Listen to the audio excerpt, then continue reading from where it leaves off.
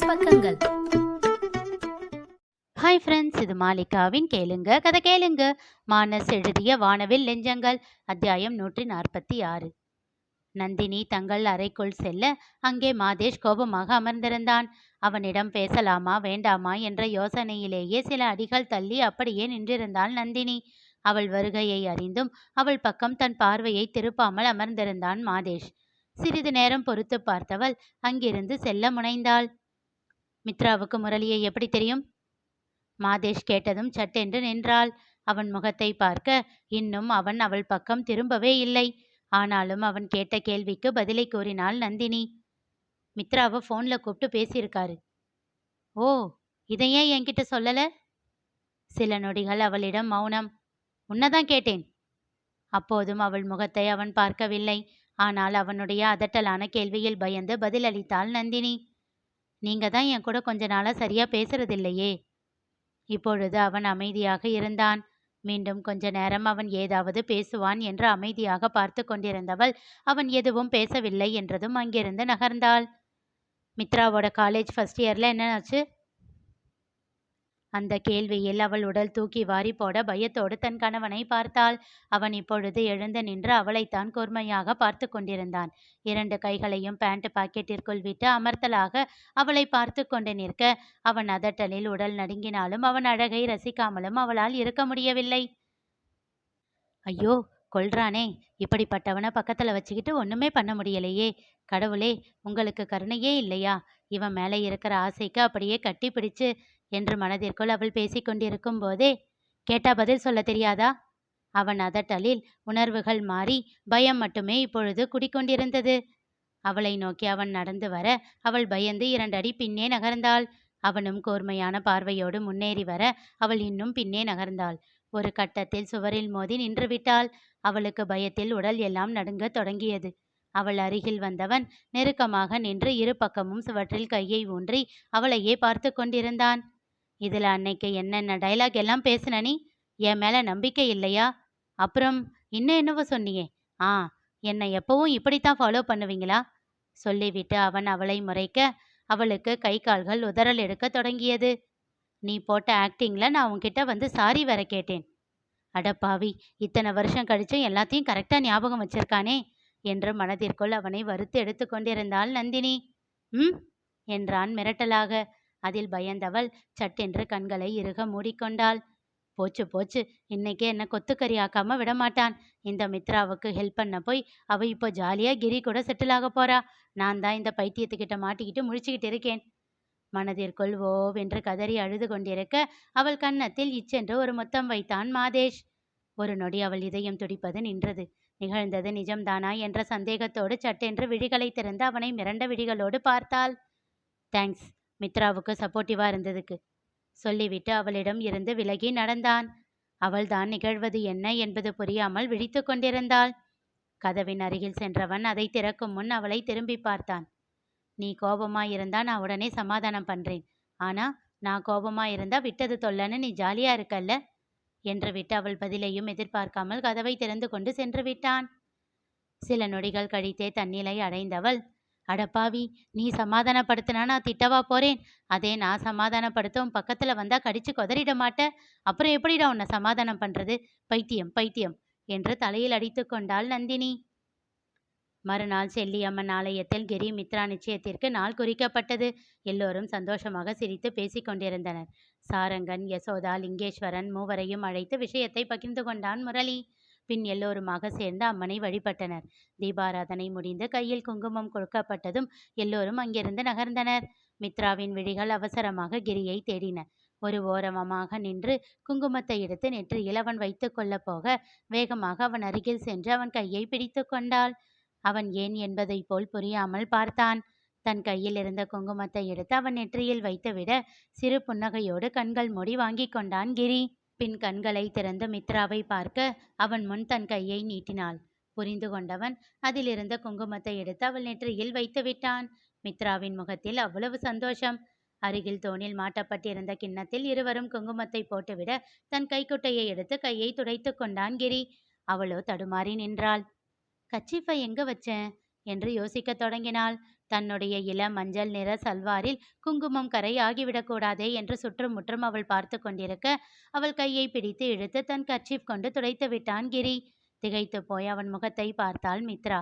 அவன் கண்கள் சிமிட்டி புன்னகைத்தான். இடது கையால் அவள் கையை பிடித்து வலது கையில் கைக்குட்டை கொண்டு அவன் துடைத்து கொண்டிருக்க, அவனையே விழி அகலாமல் பார்த்து கொண்டிருந்தாள். துடைத்த பின் கைக்குட்டையை பாக்கெட்டில் வைத்து கொண்டவன் இடது கையை விலக்கப் போக, அதனை கெட்டியாக பிடித்து கொண்டு அவன் விரல்களோடு தன் விரல்களை கோர்த்தாள் மித்ரா. சிறு புன்னகையோடு அவனும் அவள் விரல்களை இறுக்கிக் கொண்டான். இருவரும் வார்த்தைகளால் எதுவும் பேசிக்கொள்ளவில்லை. ஆனால் இருவரின் மனங்களும் பேச ஆரம்பித்து இருந்தன. கிட்டத்தட்ட மித்ரா கனவில் மிதப்பது போல் இருந்தாள். அவள் மனதில் 1000 ஆசைகள் முளைவிட்டன. பனே சரே சரே ரே மோனா பனே சரே சனி சாசரே பனே சரே சரே ரே மோனா பனே சரே சனி சாசரே. உயிரின் உயிரே உனது விழியில் என் முகம் நான் காண வேண்டும். உறங்கும் போதும் உறங்கிடாமல் கனவிலே நீ தோன்ற வேண்டும். காதலாகி காற்றில் ஆடும் ஊஞ்சலாய் நான் ஆகிறேன். காலம் தாண்டி வாழ வேண்டும், வேற என்ன கேட்கிறேன். பனே சரே சரே ரே மோனா பனே சரே சனி சாசரே பனே சரே சரே ரே மோனா பனே சரே சனி சாசரே. உயிரின் உயிரே உனது விழியில் என் முகம் நான் காண வேண்டும்.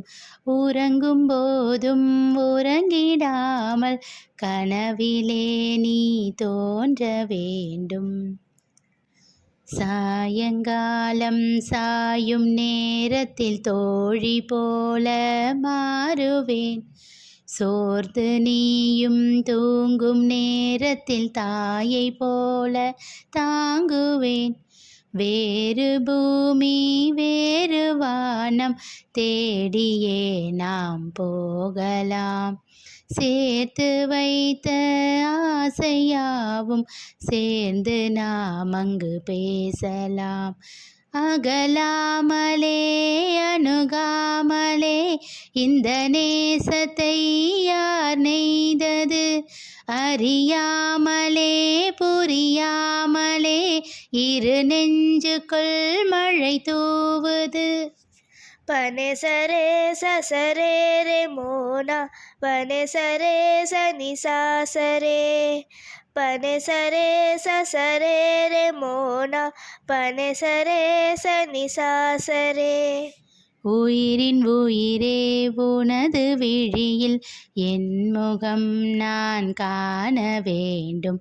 உறங்கும் போதும் உறங்கிடாமல் கனவிலே நீ தோன்ற வேண்டும். பனே சரே சரே ரே மோனா பனே சரே சனி சாசரே பனே சரே சரே ரே மோனா பனே சரே சனி சாசரே. கிரியை விட்டு அகன்ற பின்னும் அவள் பார்வை அவனையே சுற்றி கொண்டிருக்க, அவன் விழிகளும் அவளைத்தான் ரசித்து கொண்டிருந்தன. சற்று தூரம் தள்ளி முரளியும் சத்யாவும் இதனை பார்த்து கொண்டு இருந்தார்கள். அவர்கள் இருவரின் முகத்திலும் அவ்வளவு சந்தோஷம். இந்த பையன் வளர்ந்துட்டாங்க என்றாள் சத்யா மகிழ்ச்சியாக. உறக்க சிரித்தான் முரளி. இருவரும் திரும்ப அங்கே நந்தினி மரத்தின் அடியில் நின்று போனில் பேசிக்கொண்டிருந்த மாதேஷை நோக்கி சென்று கொண்டிருந்தாள். தீபாராதனை காட்டிய போது இருந்தவன் குங்குமம் தருவதற்கு முன் அவன் அலைபேசியில் அழைப்பு வந்து விடவே தனியே சென்று பேச ஆரம்பித்தான். இன்னும் பேசிக்கொண்டிருந்த அவன் அருகில் சென்றாள். அரவம் கேட்டு திரும்பியவன் அவளை கண்டு என்ன என்பதை போல் புருவம் உயர்த்தி கேட்டான்.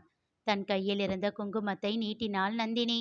அவன் நன்றாக திரும்பி நிற்க தன் கையில் இருந்த குங்குமத்தை எடுத்து கொண்டிருக்கும் போதே மாதேஷை எடுத்து தன் நெற்றியில் வைத்து கொண்டான். ஏமாற்றமாக உணர்ந்தாள் நந்தினி. அவனுக்கு வைப்பதற்காக எடுத்த குங்குமத்தை மீண்டும் கையிலேயே வைத்து விட்டாள். சில நிமிடங்கள் அமைதியாக அங்கேயே அவள் நிற்க அவனோ பேச்சிலேயே மூழ்கியிருந்தான். பொறுத்து பார்த்தவள் அவன் தோளை தொட்டாள். திரும்பி அவன் முன் மீண்டும் குங்குமத்தை நீட்ட, ஒரு நிமிஷம் என்று போனில் சொல்லிவிட்டு, என்ன நந்தினி, அதான் வச்சுக்கிட்டேன்ல, பேசாம போ என்றான் கோபமாக. அவள் கண்கள் கலங்கிவிட்டன. ஆனால் அவன் அதனை கவனிக்காமல் மீண்டும் பேச்சை தொடர ஆரம்பித்து விட்டான். வெளியே வர துடித்த கண்ணீரை கஷ்டப்பட்டு நிறுத்தி வைத்தவள் பெருமூச்சு ஒன்றை விடுத்துவிட்டு அங்கிருந்து நகர்ந்து கொண்டாள். தானே குங்குமத்தை எடுத்து வைத்துக்கொண்டு தன் வேலையை பார்க்க சென்று விட்டாள். இதை பார்த்த சத்யா, பாவங்க, அவங்க முகமே மாறிப்போச்சு என்றாள். இவன என்று பல்லை கடித்தான் முரளி. நான் ஏதோ கிரிக்கு தான் கிளாஸ் எடுக்கணும்னு நினைச்சேன். அவன் என்னன்னா கோடு போட்டு ரோடு போடவே ஆரம்பிச்சிட்டான். இவன்தான் தத்தியா இருக்கான் என்றான் அடக்கப்பட்ட கோபத்தோடு. முரளியை முறைத்தாள் சத்யா. எதுக்கு இப்போ முறைக்கிற? அந்த பொண்ணு பாவம் இல்ல. என்ன சோஷியல் சர்வீஸா? அதெல்லாம் இல்லம்மா, சும்மா.